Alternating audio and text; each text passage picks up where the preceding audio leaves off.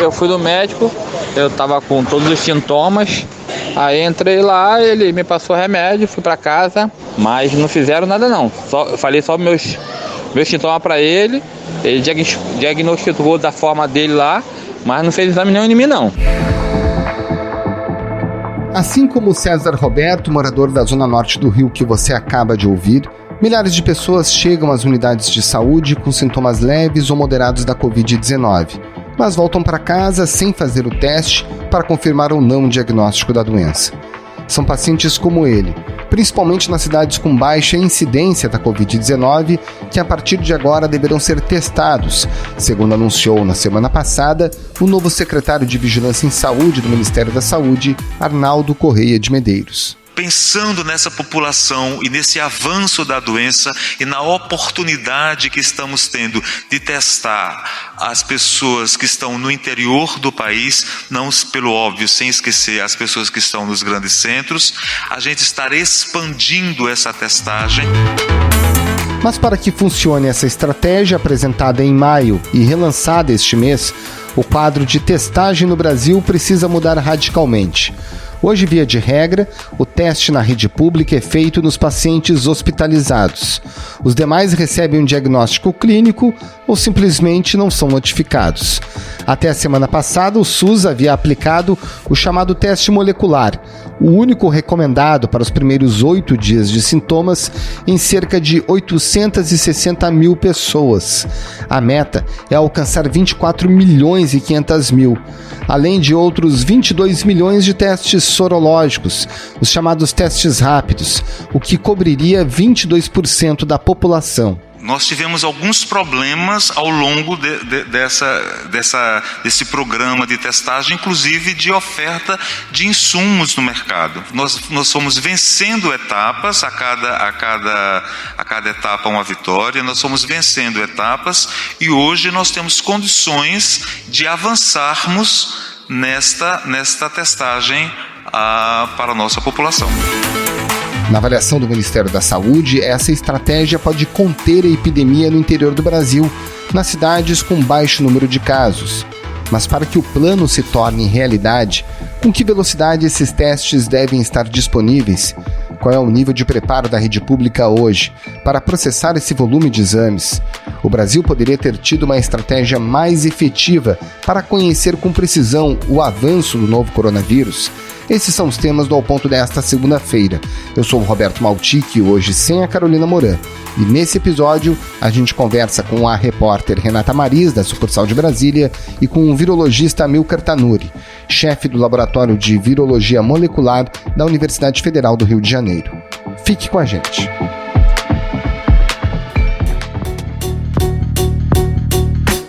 Renata Maris, no final de junho e início de julho, no que diz respeito à testagem, qual é a estratégia do Ministério da Saúde? A estratégia do governo federal para a testagem da Covid-19 no Brasil é uma estratégia que consiste na aplicação de 46 milhões de testes para a população, sendo cerca de 24 milhões do tipo PCR, que é aquele teste mais preciso, que identifica a presença do vírus, o material genético do vírus, e 22 milhões de testes do tipo rápido, que são os testes que identificam os anticorpos produzidos pelo corpo após a contaminação.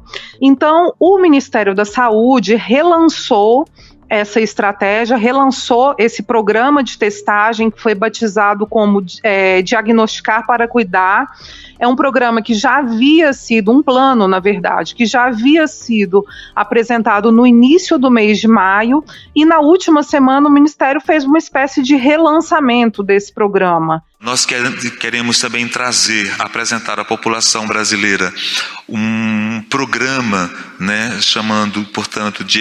chamado de Diagnosticar para Cuidar. Sem apresentar novidades ou algum tipo de alteração significativa. O plano permanece sendo disponibilizar 46 milhões de testes para a população, mas, segundo os próprios dados disponíveis ainda temos um caminho longo para chegar a esses 46 milhões de testes. O último dado disponibilizado pelo Ministério é de que os laboratórios públicos já processaram 860 mil amostras, ou seja, já foram feitos, processados, finalizados 860 mil testes moleculares da Covid-19 nos laboratórios públicos.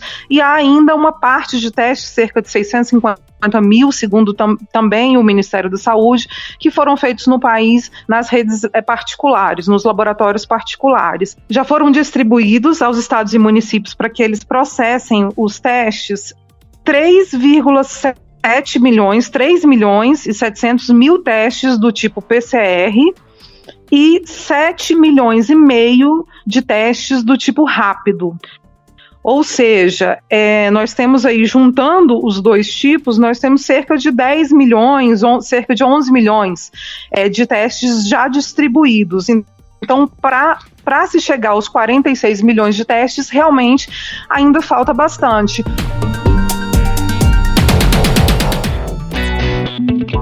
E Renata, esses testes restantes, quando é que o governo diz que devem estar disponíveis a estados e municípios? O governo trabalhava no início do mês de maio, quando foi lançado pela primeira vez esse programa Diagnosticar para Cuidar.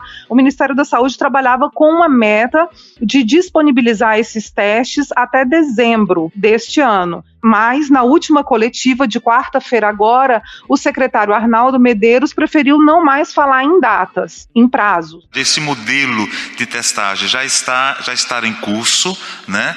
A cada semana a gente tem um quantitativo maior de testes sendo realizados, né? E a gente acredita que dentro de alguns meses a gente possa buscar chegar nessa perspectiva desses testes.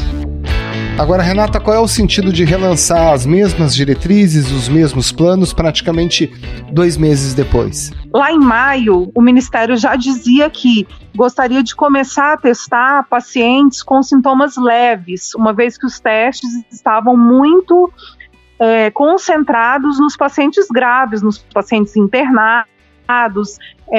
E aí havia essa ideia, anunciada ainda em maio, de começar a descentralizar, começar a aplicar esses testes também em pacientes com sintomas leves, pacientes que chegam nas unidades básicas de saúde com algum tipo de síndrome respiratória ou síndrome gripal, para que haja a tal ampliação da testagem que é considerada tão importante para se saber o tamanho da epidemia, para se tentar mensurar aí uma provável suposta imunidade comunitária. Mas o que a gente vê é que até essa promessa de começar a testar casos leves e começar a descentralizar esses testes para as unidades básicas de saúde, etc., foi feita novamente, né? O Ministério apresentou novamente esse objetivo, dizendo que agora sim terá condições de cumprir, porque já venceu algumas etapas, algumas dificuldades, como falta de insumo para testes, depois havia falta de laboratórios públicos devidamente capacitados para poder fazer para poder processar as amostras. Depois houve também, segundo o Ministério, uma falta de suave, daquele cotonete comprido que se usa para poder coletar a amostra no paciente. Então, o discurso apresentado pelo Ministério da Saúde na última semana é de que barreiras foram vencidas, etapas foram vencidas e que agora sim espera-se um avanço nesse plano de testagem. Renata, como é que o Ministério da Saúde trata esses casos que são confirmados ou diagnosticados de forma clínica, sem o teste específico para a Covid? Esses diagnósticos por critério clínico, eles já são, inclusive, considerados nesses números que nós temos, segundo o Ministério da Saúde. Já havia diagnósticos por critério clínico com protocolos estabelecidos e os estados podendo usá-los para fechar casos, fechar mortes e informar. No entanto, a pasta anunciou uma ampliação desses critérios, então modificou alguns requisitos ali que os médicos precisam levar em consideração antes de fechar fechar uma morte considerando a causa por Covid-19 sem que haja o teste laboratorial.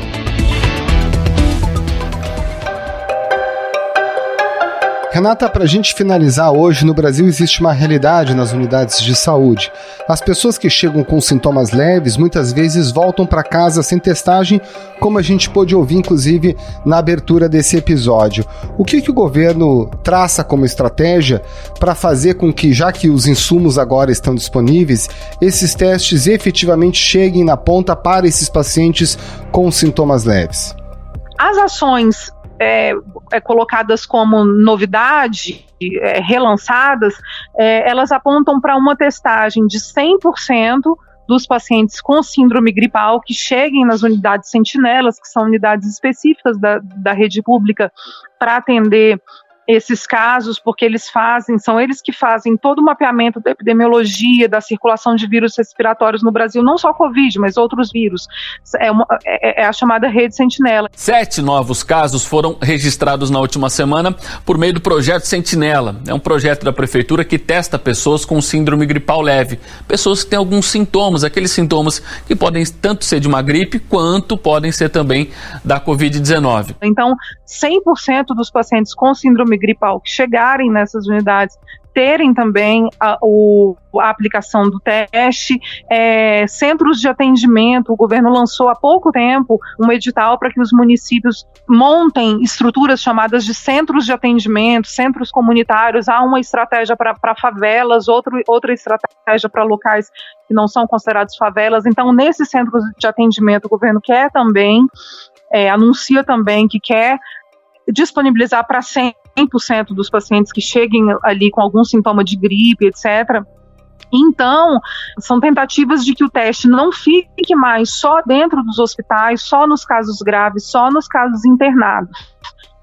O Ministério da Saúde também já anunciou, tempos atrás, uma estratégia de postos volante, como se fosse drive-thrus, para que as pessoas passem, né, e façam ali o teste rápido, mas, enfim, são ações que vêm sendo ditas, vêm sendo anunciadas como novas ações, como ações que serão lançadas, mas a coisa, na vida prática, ela é muito mais lenta do que os anúncios, né? O que a gente percebe é isso que você falou, as pessoas realmente chegam e não tem esse teste disponível.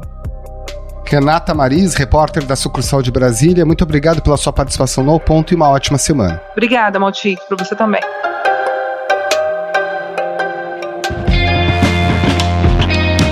Professor Amilcar Tanuri, o governo relançou na semana passada esse plano para disponibilizar mais de 24 milhões e meio de testes moleculares de Covid-19.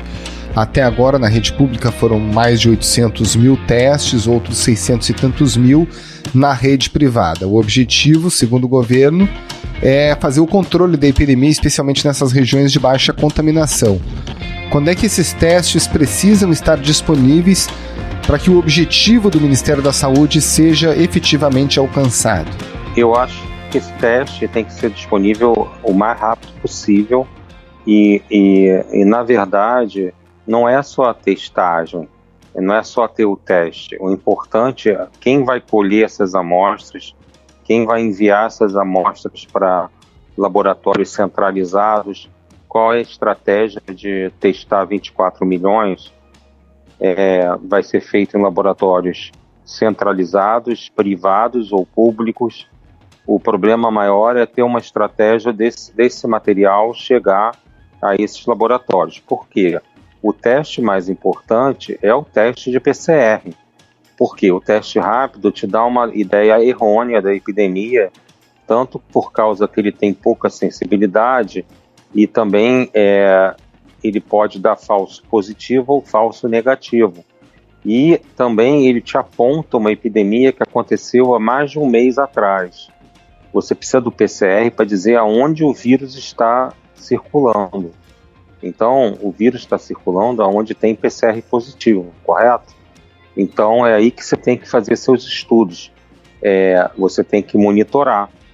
A ideia até é boa, né, de ver aonde esse vírus está indo para o interior, né, para ver aonde as cidades estão sendo mais afetadas. O que eu tenho medo preocupação, como que essas amostras vão ser colhidas, aonde elas vão ser testadas. Porque no momento a gente tem um número muito inferior de testes moleculares que foram feitos dentro do Sistema Único de Saúde. Sim. Teria que ter uma mudança completa, uma revolução praticamente. Teria que mudar muito o formato e eu soube que o DASA tem um laboratório grande sendo feito perto de São Paulo, mas tudo bem, mesmo com um laboratório centralizado, com maquinária automatizada, o teste tem que chegar lá, né? Como é que vai chegar um teste do Amapá lá no DASA em São Paulo? É um caminho muito longo. Então, a gente tem que saber como isso vai acontecer. Outra situação é a seguinte, hoje, eu vi uns dados de alguns estados. Na média, hoje o diagnóstico está sendo feito 6 a 8 vezes mais por teste rápido do que por teste molecular, certo? Porque os testes rápidos foram comprados por prefeitura, por empresas, e está inundando o mercado brasileiro. A gente fala agora sobre a testagem rápida no estado que começou ontem. Nós mostramos o movimento em algumas cidades. Em Porto Velho são 8.000 testes que serão feitos, segundo a secretaria, até a próxima semana. Então, todo dia à noite, quando a gente vê a reportagem que está dando os casos novos identificados ou comunicados no Brasil, você tem que ter em mente que 8 para 1 desses são 8 testes rápidos para um PCR. E isso é muito mal, porque isso distorce a curva epidêmica, entendeu? Porque isso são casos que aconteceram há muito tempo atrás, os testes positivos em teste rápido. O que esse teste sorológico, teste rápido, efetivamente traz para os epidemiologistas, para quem está olhando o avanço da doença? Então, ele te traz uma ideia do vírus que passou há quase um mês atrás. Ele te traz uma ideia de quanto esse vírus espalhou na população, mas ele não te traz uma ideia do vírus que está circulando atualmente. Então você pode ter uma população que não tenha vírus nenhum e tenha o teste rápido positivo em mais de 30% dos indivíduos, entendeu? Então, por exemplo, o último estudo que foi feito pela Prefeitura do Rio de Janeiro, acho que foi até o Estado que fez, na Cidade de Deus, deu 28% de positividade no teste rápido. Então, 28% das pessoas já circulou o vírus ali nelas. Mas não quer dizer que se eu pegar 100, 28 vai ter vírus na fossa nasal. Muito pelo contrário, deve ser um número muito menor, entendeu? Então, se eu for lá na Cidade de Deus e pegar 100 pessoas hoje, vão dar 28 positivas. Eu vou entrar no banco de dados do governo e botar 28 casos novos, entendeu? O ministro da Economia, Paulo Guedes, anunciou nessa videoconferência com empresários do setor varejista que está negociando com a Inglaterra a compra de novos kits. Ele quer testar 40 milhões de brasileiros por mês. Segundo ele, com o teste, o governo poderá ter mais segurança sobre os dados do contágio. Se a gente fosse olhar pelo retrovisor, haveria algo a ser feito de diferente em relação à política de testagem, em relação ao que foi feito, considerando todas as dificuldades que se apresentaram no caminho? Sim, eu acho que o grande erro nosso foi não ter feito sítios ou locais para a gente monitorar a epidemia com testes moleculares e também poderia ser feito com teste rápido, mas seriam sítios sentinelas. Você elencaria uns 10 a 15 ou 20 unidades de saúde numa cidade grande ou 30 unidades de saúde num estado inteiro e colhesse amostras quinzenalmente e fizesse PCR nelas, para você poder monitorar a subida e a queda da epidemia nesses locais, já que você não pode fazer o teste de todo mundo naquela região. Então você poderia ter amostrado, né, e tido uma ideia bem razoável da circulação do vírus no país. Isso aí não foi feito. A gente começou a fazer teste molecular só para quem ia ser internado e doentes graves, tudo bem, mas a gente poderia ter segurado uma parte desses testes, já que estava muito restrito, para fazer o monitoramento da doença, entendeu?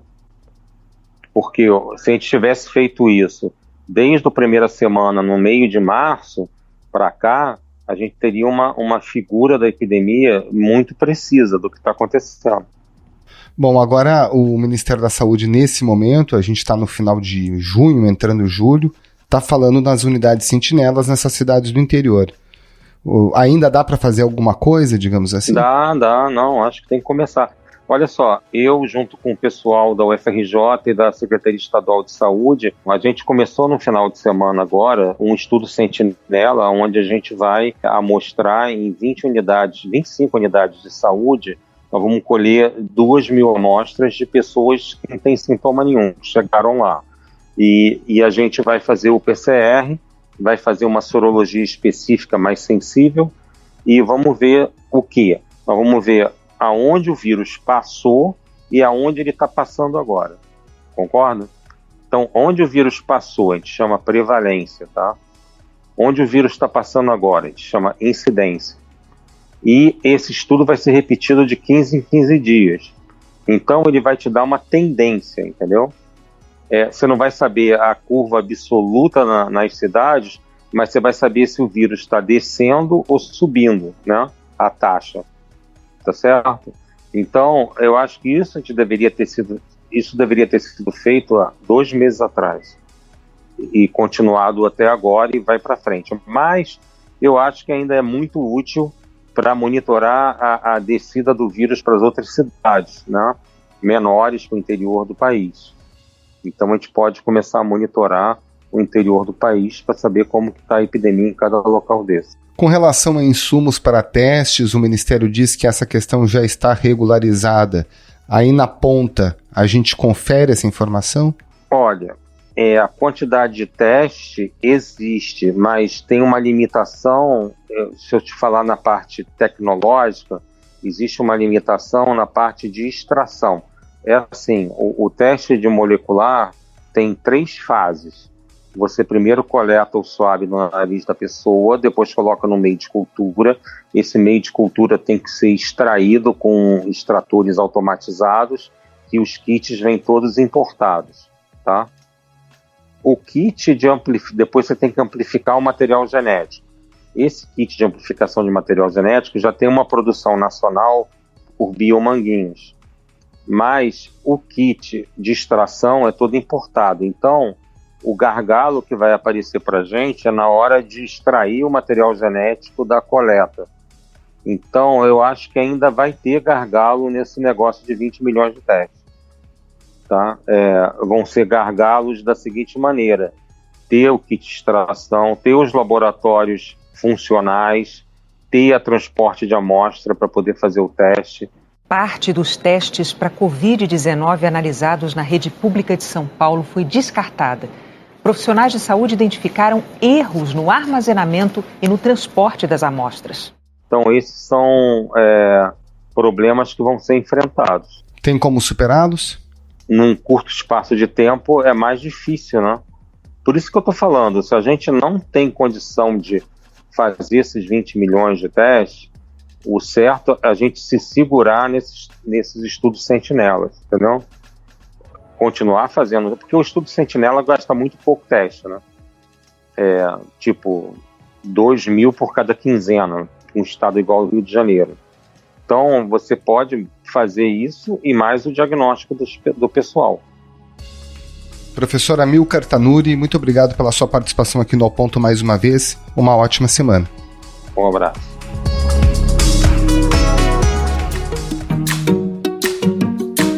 Esse foi o Ao Ponto de hoje, o podcast diário da redação do Globo.